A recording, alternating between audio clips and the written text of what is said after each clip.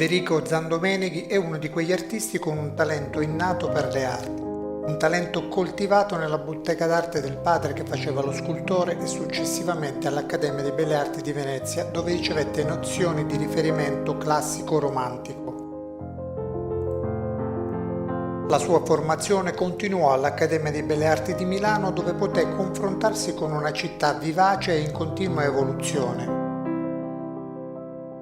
Lo slancio verso una pittura nuova e dai temi distanti ma non completamente assenti dal romanticismo arrivò nel periodo in cui l'artista soggiornò a Firenze.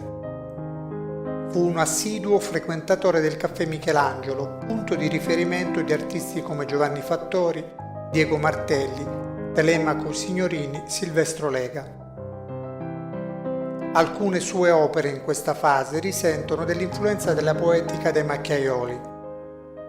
Nel 1874 Zandomeneghi parte per un soggiorno a Parigi. Nella capitale francese viene in contatto con gli impressionisti. La sua arte subisce un'accelerazione in qualità e i temi trattati si avvicinano a quelli scelti dai colleghi impressionisti.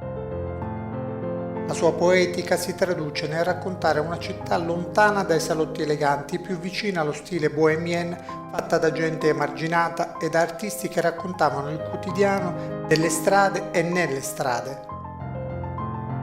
Pur partecipando a diverse mostre degli impressionisti, Zandomeneghi mantenne un suo stile pittorico che lo contraddistinse e lo identificò all'interno del gruppo.